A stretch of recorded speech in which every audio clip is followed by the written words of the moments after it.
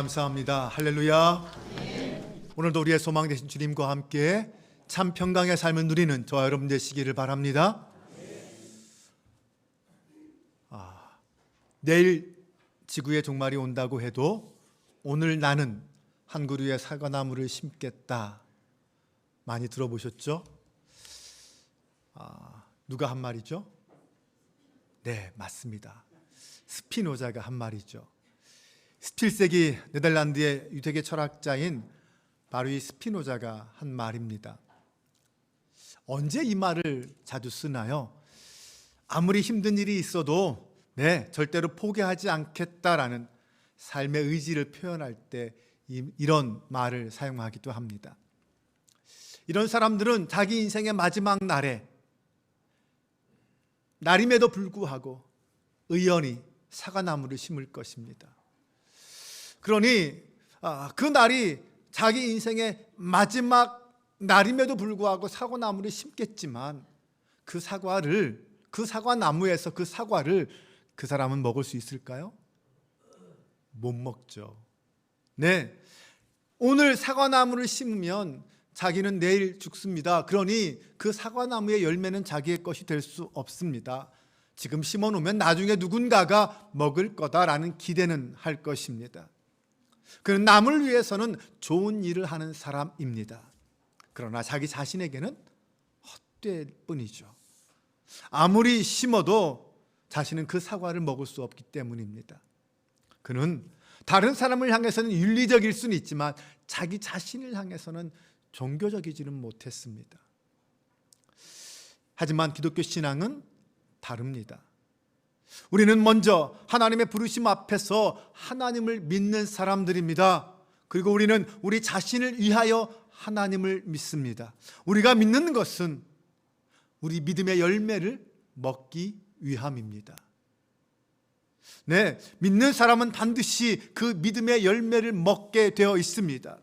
내가 하나님을 믿었는데 나는 그 열매를 먹지 못하고 다른 사람들만 그 열매를 먹게 되는 법은 없다는 것입니다. 누구든지 눈물로 씨를 뿌리면 반드시 열매를 거두게 되어 있습니다. 기쁨으로 단을 거두는 날이 반드시 온다는 것입니다. 이것이 성경의 질서입니다. 기독교 신앙은 자신은 먹지도 못할 나무를 심는 그런 허황된 일은 아닙니다. 나무를 심으면 반드시 결실하고 결실하면 반드시 나무를 심은 사람이 먹게 된다는 것입니다. 우리가 믿음의 나무를 심으면 사랑과 평화와 기쁨과 영생의 믿음의 열매를 거두게 될 줄로 믿습니다. 이 세상은 나무를 심는 것과 같습니다. 나무를 심는 곳이죠. 우리는 이 땅에 믿음의 나무, 신앙의 나무를 심습니다. 그리고 장차 그 믿음의 열매가 맺힐 곳은 앞으로 올 하나님 나라 천국입니다. 우리는 여기에서 심고 저기에서 거둡니다. 오늘 심고 내일 거둡니다. 그러므로 우리는 천국을 바라봅니다. 내일을 바라봅니다.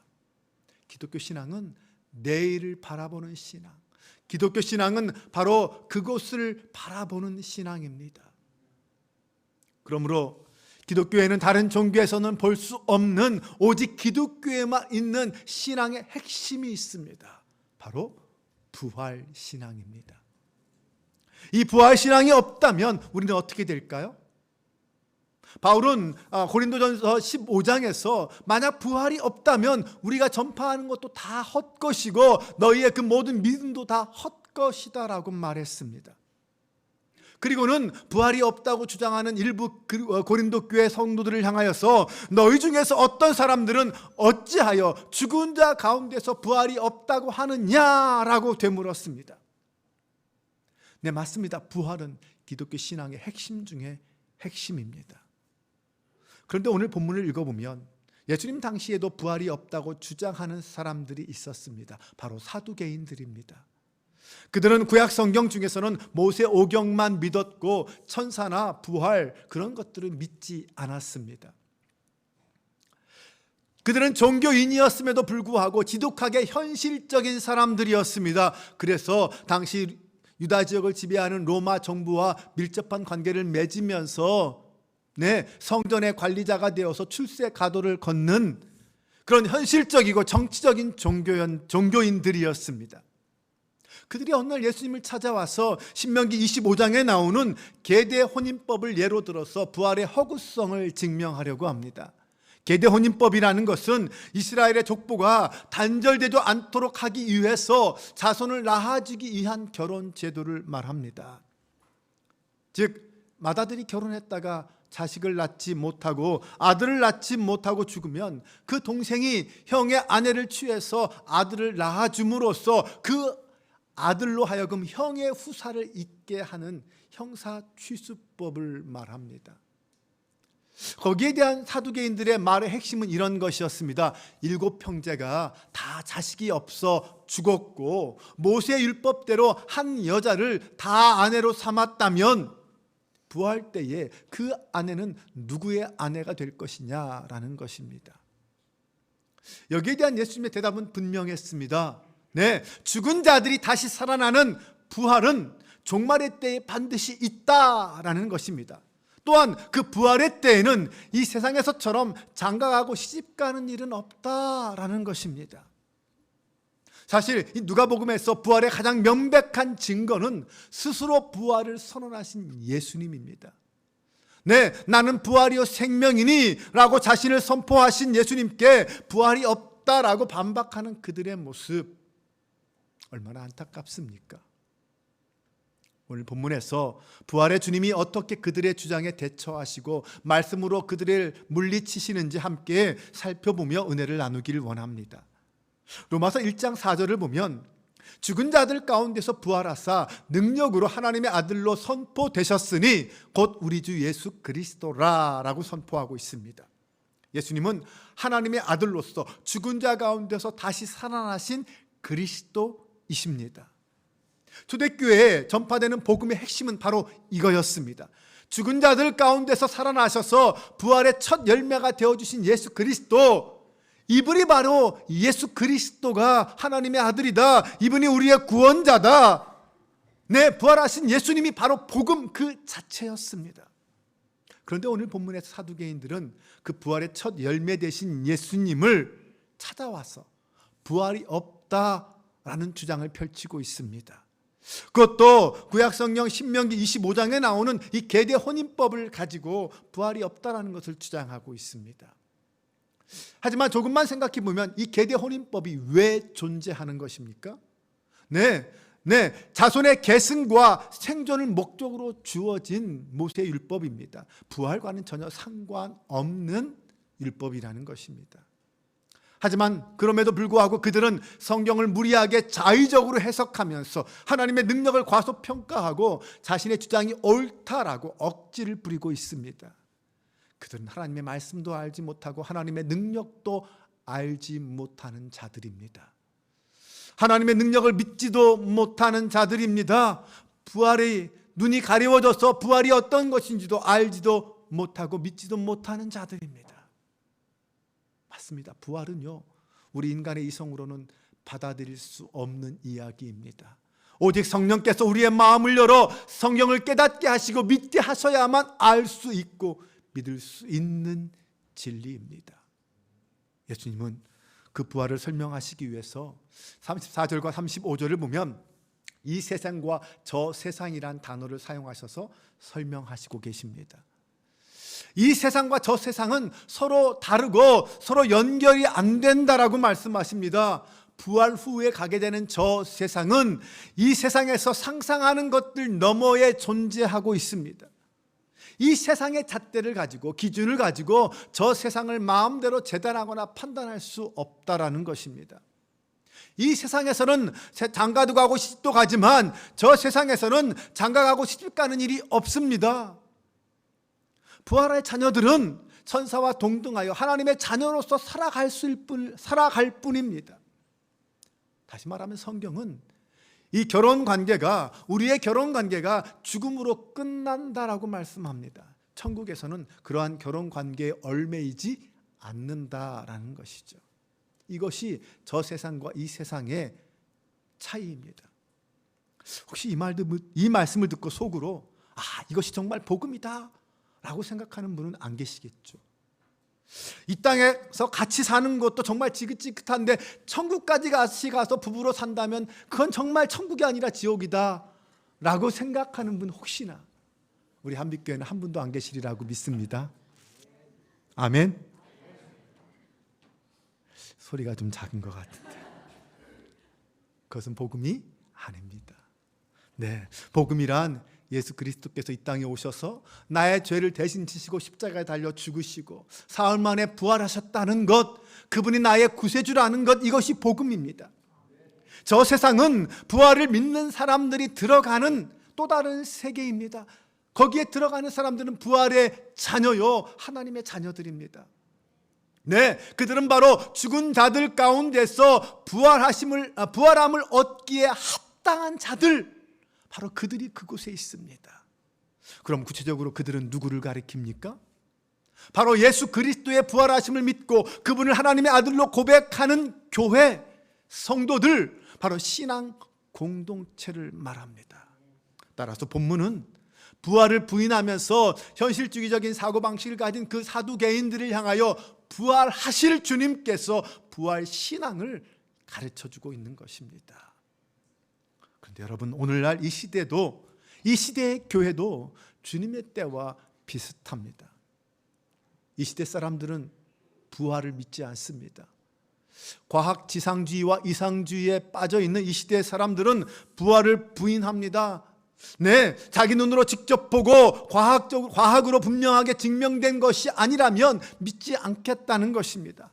하지만 여러분, 우리의 시선 너머에 있는 보이지 않는 세계가 있다는 사실을 믿으시기 바랍니다. 그 세계는 오직 믿음으로만 볼 수 있는 세계입니다. 부활은 저 세상에 있는 것으로서 예수 그리스도의 부활을 믿음으로서만 존재합니다. 하나님께는 모든 사람이 살아있다, 이 말씀을 기억하시기 바랍니다. 계속해서 주님은 37절과 38절을 통하여 부활 신앙을 모세오경에 속해 있는 출애굽기 3장 6절을 인용하면서 설명합니다. 모세오경만 성경이라고 주장하는 그 사두개인들에게 모세오경의 말씀을 가지고 부활을 설명하시는 것입니다. 죽은 자가 살아난다는 것은 모세도 가시나무 떨기에 관한 글에서 주를 아브라함의 하나님이요 이삭의 하나님이요 야곱의 하나님이시라 칭하였나니 하나님은 죽은 자의 하나님이 아니요 살아있는 자의 하나님이시라. 하나님에게는 모든 사람이 살았느니라. 아멘. 네, 죽은 자가 다시 살아난다는 것은, 그 말은 부활은 이라는 말이죠. 출애굽기 3장 6절에 하나님께서 자신에 대해서 설명하시면서 나는 너의 조상의 하나님이니 아브라함의 하나님, 이삭의 하나님, 야곱의 하나님이다 라고 선언하셨습니다. 이것이 바로 부활을 확증하는 말씀이다 라는 것입니다. 즉 하나님은 죽은 자의 하나님이 아니라 살아있는 자의 하나님이시다. 아브라함도 이삭도 야곱도 하나님께는 살아있다라는 것입니다. 그래서 살아계신 하나님은 아브라함의 하나님, 이삭의 하나님, 야곱의 하나님으로 불릴 수 있다는 것입니다. 그 하나님은 모세의 하나님이시기도 하고 다윗의 하나님, 엘리야의 하나님, 네, 사도 바울의 하나님, 존 웨슬리의 하나님, 오늘 나의 하나님이요, 오늘 우리 한빛교회의 하나님이신 줄로 믿습니다. 무엇보다 우리는 그 나의 하나님을 고백하면서 오늘 나라는 존재로 살아야 합니다. 무슨 말입니까? 야곱이 이삭과 똑같이 살 필요는 없다라는 것입니다. 네, 다윗이 모세와 같은 삶을 살 필요 없습니다. 민철현 목사가 존 웨슬리가 될 수는 없습니다. 아니, 될 필요는 없습니다. 민철현 목사는 민철현 목사로 살면 되는 것입니다. 우리는 모두 각자 주어진 은사와 사명을 따라 각자 개성 있는 모습으로 각자 개인의 인격으로 이 땅을 살아갑니다. 나라는 고유한 생명으로 살아간다는 것입니다. 탈무드에 이런 이야기가 있습니다. 랍비 루시아가 죽어서 천국 심판대 앞에 서게 되었습니다. 심판관이신 하나님께서 혹시나 나에게 너는 왜 엘리야처럼 살지 않았느냐, 너는 왜 아브라함처럼 살지 않았느냐라고 책망하시면 도대체 나는 뭐라고 말할까? 거기에 걱정과 근심이 쌓이기 시작했습니다. 그런데 그때 심판관으로부터 불같은 호령 소리가 들렸습니다. 자신이 걱정한 것과는 다르게 너는 왜 루시아로 살지 않았느냐 라는 책망을 들었답니다. 여러분, 누구를 닮을 수는 있지만 그 사람처럼 될 수는 없습니다. 나는 나일 뿐입니다. 내 신앙에 크기가 있고 무게가 있고 내 인생에 짐이 있습니다. 나는 그것 붙잡고 하나님을 향해 살아가는 것뿐이에요. 비교하지 마시기 바랍니다. 다만 정진할 수 있기를 바랍니다. 하나님께서 여러분 각자에게 개성 있는 삶을 살기를 원하십니다. 한빛교회가 오누리교회처럼 될 수는 없습니다. 여의도 순복음교회가 될 필요도 없습니다. 한빛교회는 한빛교회만의 고유하고 개성 있는 교회가 될 수 있기를 주님의 이름으로 축원합니다. 우리가 알듯이 초대교회는 예수 그리스도의 부활이 성경대로였다라고 말하고 있습니다. 고린도전서 15장 3절과 4절에서 바울은 그리스도는 성경대로 죽으시고 성경대로 부활하셨다라고 말씀합니다. 다시 말하면 그 모든 부활의 근거는 무엇보다 약속의 말씀인 성경을 근거로 한다라는 것입니다. 이것은 사도행전 13장 29절 이하에서 더욱 분명하게 나타납니다. 바울은 예수님의 죽음과 부활을 향해서 이렇게 말합니다. 성경에 그를 가리켜 기록한 말씀을 다 응하게 하려 하십니다. 성경에 기록된 그 모든 말씀이 다 성취되었다라는 것입니다. 오늘 본문에서도 예수님은 사두개인들이 믿는 출애굽기 3장 6절을 새롭게 해석해 주셨습니다. 아브라함과 이삭과 야곱은 이미 과거에 죽은 사람들입니다. 하지만 모세에게 나는 너희 조상들의 하나님이라고 칭하시는 그 하나님의 음성, 모세는 그 하나님의 음성을 들었습니다. 그러기에 하나님은 죽은 자의 하나님이 아니라 산 자의 하나님이시다 라고 말합니다. 만약 하나님이 산 자의 하나님이시라면 믿음의 조상들은, 아브라함과 이삭과 야곱이라는 그 믿음의 조상들은 모세 시대나 아니 지금 오늘 이 시대에도 여전히 하나님에게는 살아있는 자들임을 믿으시기 바랍니다. 하나님께는 모두가 살아있습니다. 맞습니다. 오늘 우리는 이 예수님의 말씀을 통하여 분명히 깨달아야 합니다. 부활에 참여하는 하나님의 백성으로서 오늘 우리는 이 시대를 살아갈 때에 이 세상의 자녀들처럼 세상에 취해 살아가서는 안 됩니다. 저 세상을 바라보는 소망의 사람으로 살아가야 할 줄로 믿습니다. 예수님은 누가복음 17장 26절 이하에서 이 세상을 살아가는 성도들을 향하여 노아가 방주에 들어가던 그 날을 기억하라고 말씀하십니다. 노아가 방주에 들어가던 그날 이 세상 사람들은 어떻게 살고 있었습니까? 그들은 지금 당장 내 앞에 멸망이 쳐들어오고 있음에도 불구하고 그것을 알지 못하고 먹고 마시며 장가들고 시집갔습니다. 그러다 결국 홍수가 나서 다 멸망당했습니다. 뿐만 아니라 롯의 때도 마찬가지였습니다. 죄악에 물든 사람들은 하나님께서 소돔과 고모라를 멸망시키려고 한다는 사실을 알지 못한 채 먹고 마시고 사고 팔고 집을 지으며 살았습니다. 하지만 하늘로부터 유황과 불이 비오듯 내려 다 멸망당하고 말았습니다. 오늘도 마찬가지입니다. 심판의 때를 망각하고 부활이 있음을 믿지 않고 이 세상의 가치관과 세계관에 함몰되어서 이 세상의 사람으로만 사는 것, 주님은 그것을 원하지 않으십니다. 오늘 우리는 하나님의 자녀들인 줄로 믿습니다. 그러므로 마땅히 우리는 저 세상과 저 시대를 바라보며 살아야 합니다. 이 세상에 살면서도 성경대로 종말의 때가 올 것을 분명히 믿고 소망 중에 살아야 합니다. 예수님께서 죽은 자 가운데서 부활하심을 믿고 그 하나님이 나의 부활도 책임지신다는 사실을 믿고 살아야 합니다. 로마서 8장 11절을 보면 예수를 죽은 자 가운데서 살리신 이의 영이 너희 안에 거하시며 그리스도 예수를 죽은 자 가운데서 살리신 이가 너희 안에 거하시는 그의 영으로 말미암아 너희 죽을 몸도 살리시리라. 고린도후서 4장 14절에 보면 주 예수를 다시 살리신 이가 예수와 함께 우리도 다시 살리사 너희와 함께 그 앞에 서게 하실 줄을 아노라. 사랑하는 여러분, 이 말씀을 믿으시기 바랍니다. 때가 찼고 하나님 나라가 가까이 왔으니 회개하고 복음을 믿으라. 이 말씀에 순종하시기 바랍니다. 하나님이 펼치실 새로운 시대를 사랑하는 성도로서 우리는 하나님의 하늘의 기쁨과 그 은혜를 품고 오늘도 인내하며 소망 중에 살아가시기 바랍니다. 사랑하는 여러분, 오늘도 우리는 부활에 합당한 사람으로, 백성으로 살아야 합니다. 그것은 어떻게 살라는 것일까요?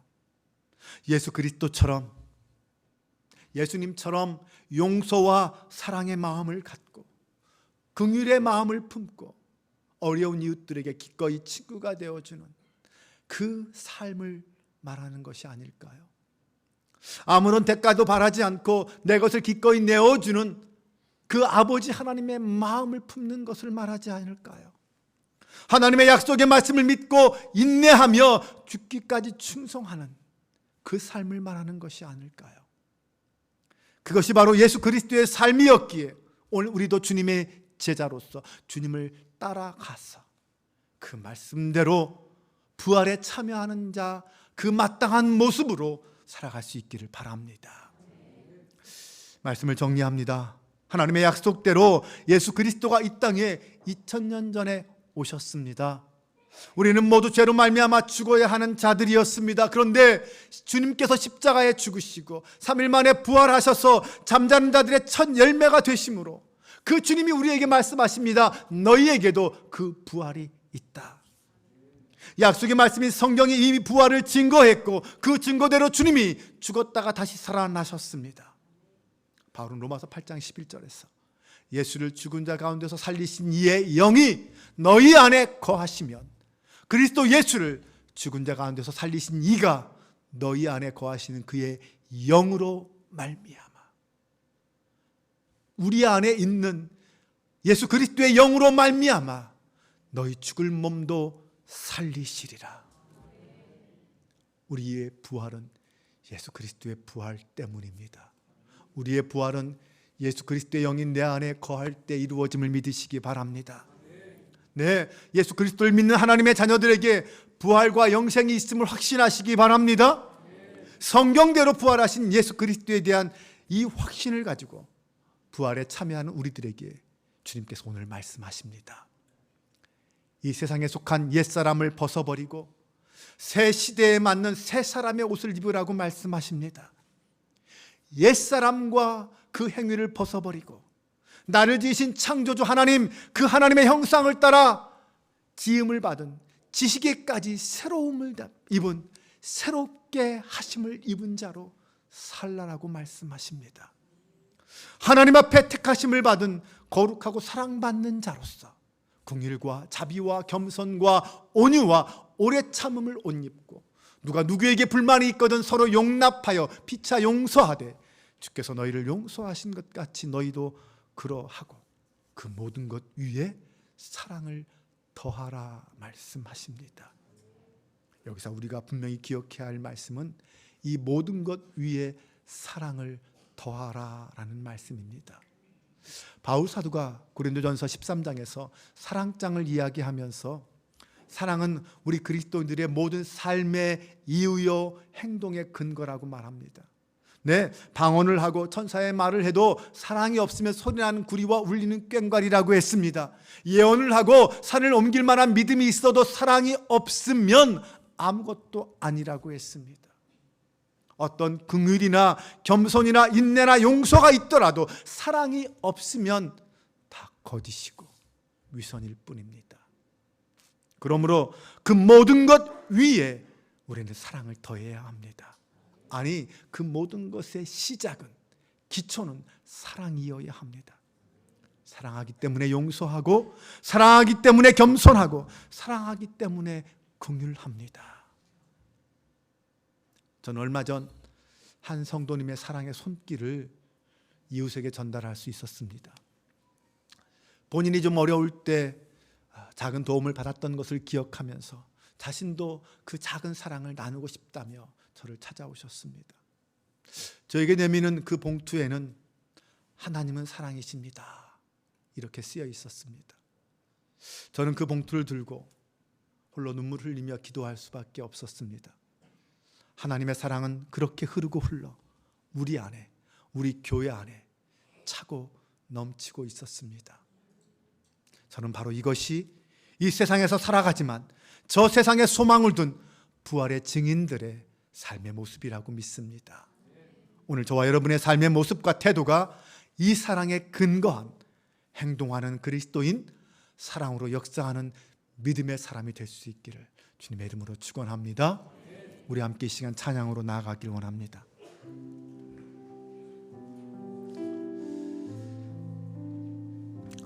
오직 주님만이 나의 힘이요, 나의 방패요, 나의 소망이십니다. 그 주님 앞에 무릎 꿇고 경배하며 그 주님을 내 인생의 목자로 고백하길 원합니다.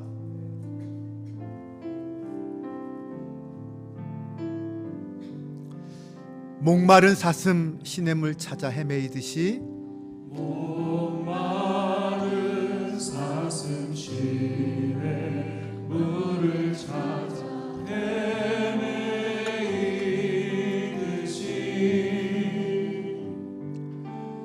내 영혼 주를 찾기 애갈급하나. 다시 한번, 목마른 사슴 시냇물 찾아, 목마른 사슴 시냇물을 찾아 헤매이듯이 내 영혼이 주를 찾기에 갈급합니다. 주를 찾기에 갈급하나. 믿음으로 고백합니다. 주님만이 나의 힘, 주님만이 나의 힘, 나의 방패, 나의 참 소망, 나의 몸 정성 다 바쳐서 주님 경배하. 금보다 귀한 나의 주님, 금보다 귀한 나의 주님, 내게 만족 주신 주, 당신만이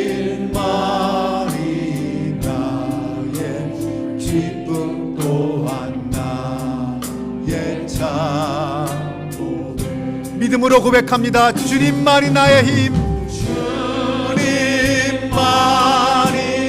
나의 힘, 아멘. 나의 방패, 나의 참 소망, 나의 몸 정성 다 바쳐서 주님 경배하. 우리 함께 시간 기도하길 원합니다. 우리가 믿는 하나님은 살아계신 하나님이심을 믿습니다.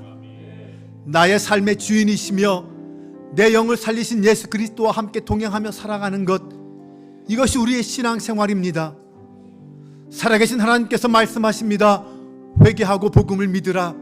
서로 사랑하고 용납하고 용서하되 그 모든 것 위에 사랑을 더하라. 나의 모든 삶의 자리에서 저 세상의 소망을 두고 부활의 증인으로 살게 하여 주옵소서. 우리 함께 다 같이 이 마음 품고 간절한 마음으로 기도합니다. 우리 사랑하신 아버지 하나님, 주님의 은혜와 사랑에 감사합니다. 내 삶의 주인 되신 주님이 나를 부르십니다. 회개하고 복음을 믿으라 주님 말씀하십니다. 부활의 산 소망을 품고 이 땅을 살으라 말씀하십니다. 우리 안에 그 사랑의 마음이 가득하게 하여 주옵소서. 주님을 향한 사랑, 주님을 주님을 향한 소망이 내 안에 가득하게 하여 주옵소서. 할렐루야. 아버지 하나님, 그 모든 것 위에 사랑을 더하라, 그 모든 것 위에 사랑을 더하라 말씀하셨는데, 사랑하지 못하는 우리 용서하여 주시옵소서. 섬기지 못함을 용서하여 주옵소서. 나누지 못함을 용서하여 주옵소서. 주님만이 나의 힘이요 나의 방패요 소망임을 믿습니다. 그 주님을 의지하며 믿음의 길을 걸어간 저희 모두가 되게 하여 주실 줄로 믿사오니 그 의지합니다. 함께하여 주옵소서. 믿습니다. 아버지 하나님, 이 세상은 여전히 답답한 현실 속에서 우리를 아프게 합니다. 내 마음대로 되지 않는 일이 너무나도 많습니다. 그럼에도 불구하고 내려놓지 못하고 여전히 꼭 잡고 내 힘으로 해보려고 합니다. 우리의 미련함을 긍휼히 여겨 주옵소서. 사랑의 하나님, 나의 영을 죽은 자 가운데서 살리신 분은 하나님 한 분뿐임을 믿습니다. 하나님 안에서 사랑과 용서와 겸손과 온유와 오래 참음의 삶을 선택하게 하옵소서. 나의 눈물을 기억하시고 사랑과 긍휼하심으로 이끌어 주옵소서. 아버지 하나님, 우리가 비록 이 세상에 살지만 저 세상을 바라보며 믿음의 길을 걷기를 원합니다. 날마다 살아갈 용기를 더하여 주시고 성령의 능력을 부어 주옵소서. 예수님을 살리신 하나님이 오늘 나도 살리심을 믿습니다. 이 산 소망을 품고 사랑으로 살게 하여 주옵소서. 우리 주 예수 그리스도의 이름으로 기도합니다. 아멘. 다 같이 자리에서 일어나셔서 아무것도 두려워 말고